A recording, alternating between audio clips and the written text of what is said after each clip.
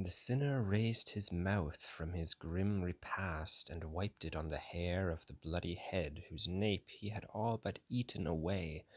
At last he began to speak. "You ask me to renew a grief so desperate that the very thought of speaking of it tears my heart in two. But if my words may be a seed that bears the fruit of infamy, for him I gnaw, I shall weep, but tell my story through my tears. Who you may be, and by what powers you reach into this underworld, I cannot guess, but you seem to me a Florentine by your speech. I was Count Ugolino. I must explain. This reverend grace is the Archbishop Ruggieri. Now I will tell you why I gnaw his brain. That I, who trusted him, had to undergo imprisonment and death through his treachery, you will know already what you cannot know. That is, the lingering inhumanity of the death I suffered. You shall hear in full, then judge for yourself if he has injured me. A narrow window in that coop of stone, now called the Tower of Hunger for my sake, within which others yet must pace alone, had shown me several waning moons already between its bars, when I slept the evil sleep in which the veil of the future parted for me. This beast appeared as master of a hunt, chasing the wolf and his whelps across the mountain that hides Lucca from Pisa. Out in front of the starved and shrewd and avid pack, he had placed Guilandi and Sismondi and Lanfranchi to point his prey. The father and sons had raced a brief course only when they failed of breath and seemed to weaken. Then I thought I saw their flanks ripped open by the hound's fierce teeth. Before the dawn, the dream still in my head, I woke and heard my sons, who were there with me, cry from their troubled sleep, asking for bread. You are cruelty itself if you can keep your tears back at the thought of what foreboding stirred in my heart. And if you do not weep, at what are you used to weeping? The hour when food used to be brought drew near. They were now awake, and each was anxious from his dream's dark mood. And from the base of that horrible tower I heard the sounds of hammers nailing up the gates. I stared at my sons' faces without a word. I did not weep. I had turned to stone inside. They wept. "What ails you, father? You look so strange," my little Anselm, youngest of them, cried. But I did not speak a word nor shed a tear, not all that day nor all that endless night, until I saw another sun appear. When a tiny ray leaked into that dark prison, and I saw staring back from their four faces the terror and the wasting of my own, I bit my hands in helpless grief, and they, thinking I chewed myself for hunger, rose suddenly together. I heard them say, "Father, it would give us much less pain if you ate us. It was you who put upon us this sorry flesh. Now strip it off again." I calmed myself to spare them. Ah, hard earth, why did you not yawn open? All that day and the next we sat in silence. On the fourth, Gado, the eldest, fell before me and cried, stretched at my feet upon that prison floor, "Father, why don't you help me?" There he died. And just as you see me, I saw them fall one by one on the fifth day and the sixth.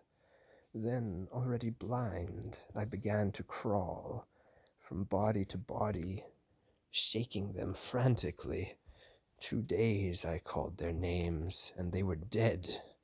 Then fasting overcame my grief and me.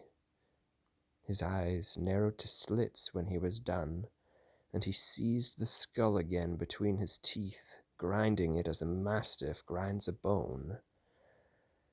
Ah, Pisa, foulest blemish on the land, where sea sounds sweet and clear, since those nearby you are slow to blast the ground on which you stand.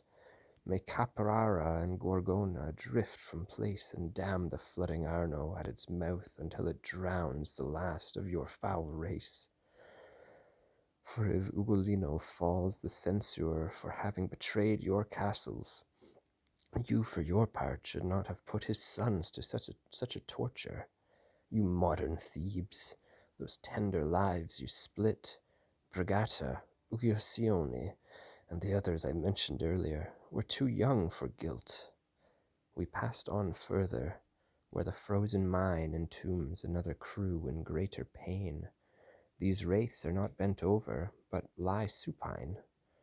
Their very weeping closes up their eyes, and the grief that finds no outlet for its tears turns inward to increase their agonies.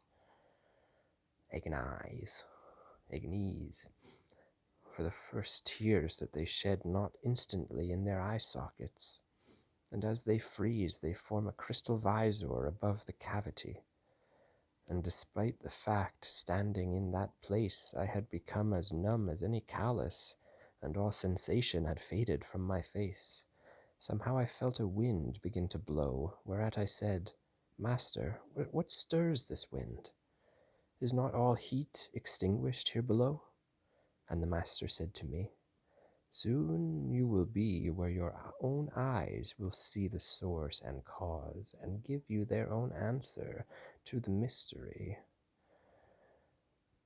And one of those locked in that icy maw cried out to us as we passed, O souls so cruel that you are sent to the last post of all, relieve me for a little from the pain of this hard veil. Let my heart weep for a while before the weeping frees my eyes again. And I said to him, If you would have my service, tell me your name. Then if I do not help you, may I descend to the last rim of ice. I am Friar Alberigo, he answered therefore, the same who called for the fruits from the bad garden. Here I am given dates for figs full store. What? Are you dead already? I said to him, and he then, How my body stands in the world I do not know, so privileged is this rim of Ptolemaea, that often souls fall to it before dark Atropos has cut their thread, and that you may more willingly free my spirit of this glaze of frozen tears that shrouds my face. I will tell you this, when a soul betrays as I did, it falls from the flesh, and a demon takes its place, ruling the body till its time is spent. The ruined soul rains down into this cistern.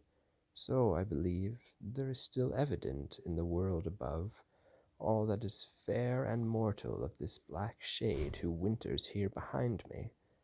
If you have only recently crossed the portal from that sweet world, you surely must have known his body.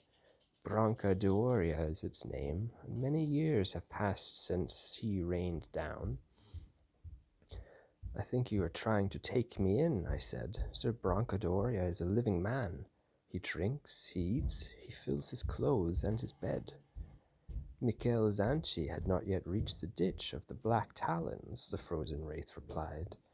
There, where the sinners thicken in hot pitch, when this one left his body to a devil, as did his nephew and second in treachery, and plumbed like lead through space to this dead level. But now reach out your hand and let me cry. And I did not keep the promise I had made, for to be rude to him was courtesy. Oh, men of Genoa, souls of little worth, corrupted from all customs of righteousness, why have you not been driven from the earth? For there beside the blackest soul of all, Romagna's evil plain, lies one of yours, bathing his filthy soul in the eternal glacier of Cocytus for his foul crime, while he seems yet alive in world and time.